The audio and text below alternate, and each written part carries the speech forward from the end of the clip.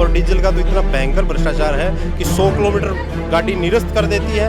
लेकिन अपने ही चैप को ऑफिस वालों को सॉफ्ट ड्यूटी दी जा रही, बल्कि महिलाओं को सॉफ्ट ड्यूटी नहीं जा रही। चलती गाड़ियों में टायर फट जाते हैं, आग लग जाती है, आग नहीं हो जाती है। नमस्कार, द चाणक्य टीवी राजस्थान में आपका स्वागत। मैं आपके साथ अश्विनी शर्मा। अभी हम टेम्परेचर की बात करें तो 40 से 45 डिग्री टेम्परेचर हो रहा है। उसी टेम्परेचर में लो फ्लोर कर्मचारी अपनी मांगों को लेकर सदिश मार्ग पर बैठे हुए हैं। वो किस बैनर तरह बात करें, JCTSL मजदूर कांग्रेस इटक जयपुर में ये लोग पर विरोध प्रदर्शन। तमाम लोग यहाँ पर लो फ्लोर वाले मौजूद हैं। इनकी कई मांगे हैं। इनका कहीं ना कहीं ग्रेजुएट भुगतान अधिनियम लागू किया जाए, ऐसी कई तमाम मांगों को लेकर ये लोग यहाँ पर बैठे। उससे पहले भी इन लोगों ने काफ़ी बार धरने दिए, लेकिन सरकार क्यों नहीं मान रही। आए दिन धरना होना एक आम बात हो गई।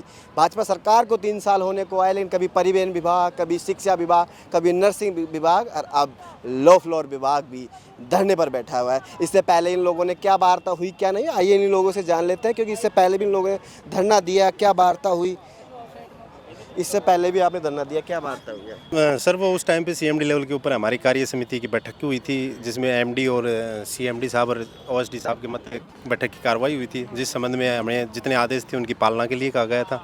31 मार्च तक ये पालना करनी थी, लेकिन 31 मार्च तक प्रबंधन के द्वारा किसी प्रकार की कोई भी वार्ता का ऊपर मतलब अंतिम निर्णय नहीं लिया, इम्प्लीमेंट नहीं किया, कहने का मतलब। तो अभी पूरी मांग क्या है, थोड़ा विस्तार से बताइए। भाई हमारा एक तो ये है कि कंपनी के द्वारा मरम्मत नहीं करवाई जाती। स्पेयर जितनी भी खराब बसें हैं वो बिना मेंटेनेंस के 8 साल हो चुके हैं उनको, फिर भी बिना मेंटेनेंस के 1 साल बढ़ा दिया गया। दूसरी PME प्रधानमंत्री इलेक्ट्रिक बस की एक योजना है, उसके तहत बस आनी है, बस तैयार है, लेकिन प्रबंधन लेवल के ऊपर किसी प्रकार का बिजली का कनेक्शन अब तक नहीं करवाया है। तीसरा है हमारी ग्रेजुएटी। प्राइवेट कंपनी 7 मेंबर अगर होते हैं तो उसमें 25 लाख रुपए ग्रेजुएटी होती है रिटायरमेंट के दौरान, लेकिन हमारे यहाँ ये ग्रेजुएटी का लाभ नहीं दिया जा रहा है। तीसरा ये है कि 3-4 साल पिछले 2015 से 17 इनका NPS का बकाया भुगतान है वो अभी तक बकाया है, जबकि सरकार से फंड मिल चुका है। उसके बावजूद भी कर्मचारी के खाते में किसी प्रकार का कोई भी फंड डाला नहीं गया है।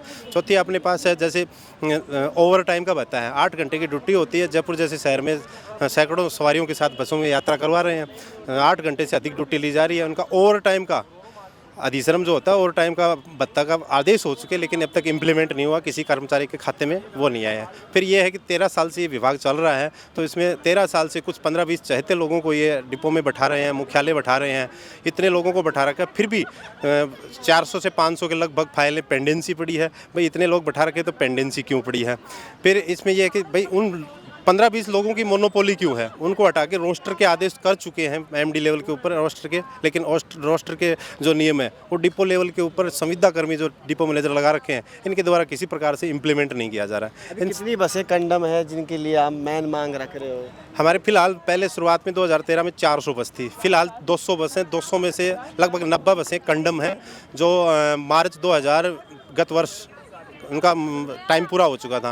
लेकिन बसें ना आने के कारण आम जनता को सुविधा देने के लिए इन बसों को 1 साल एक्सटेंड कर दिया था, इनकी अवधि बढ़ा दी गई थी, लेकिन इनकी मरम्मत आज भी नहीं करवाई जाती। आप देख पा रहे हो जगह जगह कभी डीजल के अभाव में खड़ी हो जाती हैं, कभी गैर में खड़ी हो जाती हैं। और डीजल का तो इतना भयंकर भ्रष्टाचार है कि 100 किलोमीटर गाड़ी निरस्त कर देती है, और वो डीजल मतलब लगभग 50-50 लीटर के डीजल चोरी हो रहा है, लेकिन इसके ऊपर किसी प्रकार से प्रबंधन की लापरवाही है। प्रबंधन किसी प्रकार से इसके ऊपर कोई भी सकारात्मक कदम नहीं उठा रहा। आपने बताया कि पेट्रोल चोरी हो रहा है, सरकार क्या कर रही है, फिर क्या कह रहे हैं अधिकारी आपसे? अधिकारी कुछ नहीं कह रहे हैं, इसके ऊपर मौन है कि भाई डीजल का जो इनकी एवरेज होती है ना, उस एवरेज के अकॉर्डिंग इनका कहना है कि भाई एवरेज सही आ रही है, जबकि वास्तविकता है कि किसी रूट की एवरेज 3.47 आ रही है, वही बसें हैं वो 2.87 की एवरेज आ रही है। तो एवरेज में भी, डीजल के एवरेज में भी तो फ़र्क है, लेकिन उसके ऊपर कार्रवाई नहीं है। डीजल रास्ते में खड़ी हो जाती है बस, उनके ऊपर कोई कार्रवाई नहीं है, किसी प्रकार से कोई कार्रवाई नहीं है। आप चालक हो कंडक्टर? मैं परिचालक हूँ, संदीप यादव, JCTSL इटक मजदूर कांग्रेस संयुक्त महामंत्री। और भी कर्मचारी जिनसे जानेंगे। क्या नाम है साहब? नरेंद्र कुमार गोचर। नरेंद्र जी, अब तो इलेक्ट्रॉनिक वो भी दे दी, बसें भी दे दी, क्या लग रहा है क्यों नहीं दौड़ रही? ट्रायल भी हो चुका है। नहीं सर, अभी आई नहीं बसें। वो इनकी प्रधानमंत्री इलेक्ट्रॉनिक बसों की जो मांग है उनके अकॉर्डिंग जिस स्पीड से कार्य होना चाहिए वो हो नहीं रहा। जयपुर के जो जितनी जनता है उसके अकॉर्डिंग इनके पास ट्रांसपोर्ट अवेलेबल नहीं है, और जो वर्तमान में जो 200 गाड़ियाँ हैं उनमें से भी लगभग कंडम गाड़ियाँ रहती है, तो वो रास्ते में ख़राब हो जाती है। आए दिन जनताओं को सामना करना पड़ता है बड़ी धूप में। जनता तो टैक्स देती है, फिर जनता को ऐसी दिक्कतें क्यों करवा रहे सर हैं? मैनेजमेंट ध्यान नहीं दे रहा ना।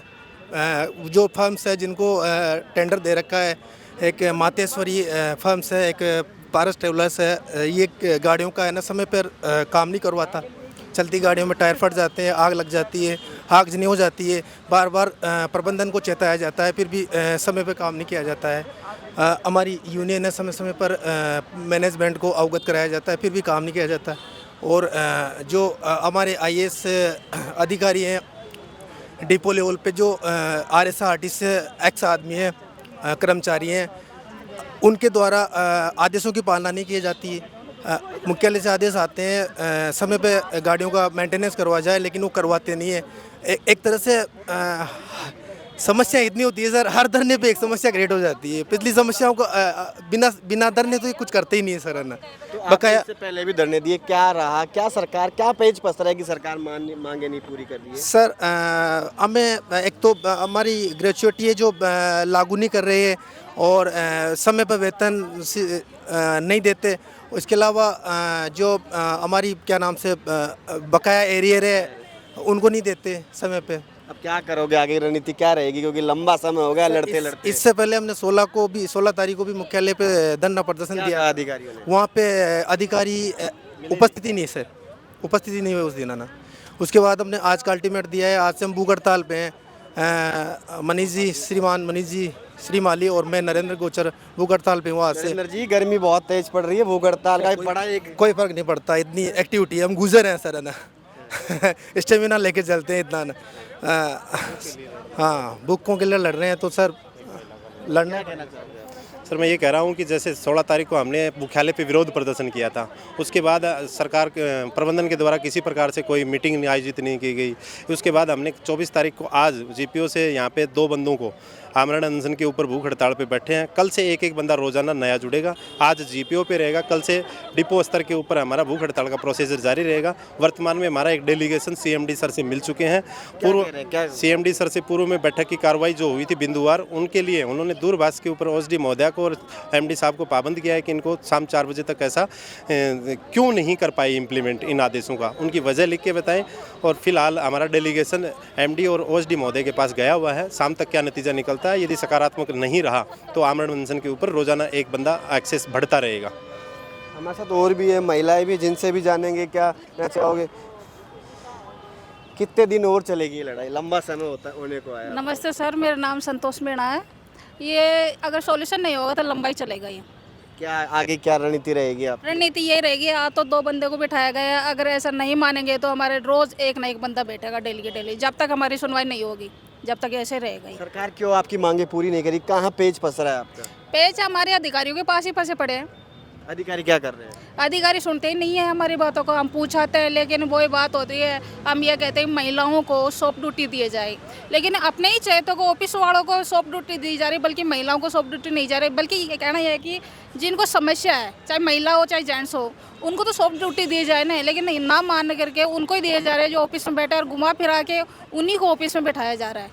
बल्कि नंबर तो सबका आना चाहिए। बसों की क्या हालत है अभी? बसों की क्या? बसों की बहुत बेकार हालत है, मेंटेनेंस सही नहीं है बसों का। बल्कि मांग करें नई बसें आनी चाहिए, लेकिन नई बसें कहाँ आ रही है? तो आई है अभी 26 तारीख को फिर आ रही है। अभी आ रही है, कहाँ आई है? अभी चालू नहीं हुई है ना। जब आई हुई है बसों का मेंटेनेंस सही करो, उनका मेंटेनेंस भी कहाँ हो रहा है? उनका भी नहीं हो रहा है। हमारे NPS के पैसे आ गए, लेकिन उनका भी भुगतान नहीं हुआ है, हमारे खातों में डाले नहीं है उन पैसों को। तो इन कर्मचारियों का साफ तौर पर कह रहा है कि तमाम मांगे कि कहीं ना कहीं सरकार इनकी मांगे पूरी नहीं करी है। जब तक इनकी मांगे सरकार पूरी नहीं करती कि कई बसों की हालत कंडम बताई जा रही है। अरे तो आए दिन आप भी देखते होंगे कहीं ना कहीं कई जगह बसें खराब होती, कहीं पेट्रोल खराब होता है, कहीं में ब्रेक नहीं आते, तमाम ऐसी घटनाएं सामने आती है। लेकिन इनका साफ तौर पर कहना है जब तक सरकार इनकी मांग नहीं मानेगी, ये ऐसे ही अपनी मांगों के लिए अड़े रहेंगे और कल से ये अनशन पर भी बैठने वाले, जैसा इन लोगों ने ऐलान किया। मेरे सहयोगी कैमरामैन कमलेश के साथ मैं सुनील शर्मा, जयपुर। बच्चों के भविष्य से खिलवाड़, ग्रामीण क्षेत्र में गुम विकास, न्यायिक क्रिया में भेदभाव, दबी हुई गरीबों की आवाज, पर अब होगी जनता की बात। सड़क से पहुंचेगी संसद तक आवाज, सिर्फ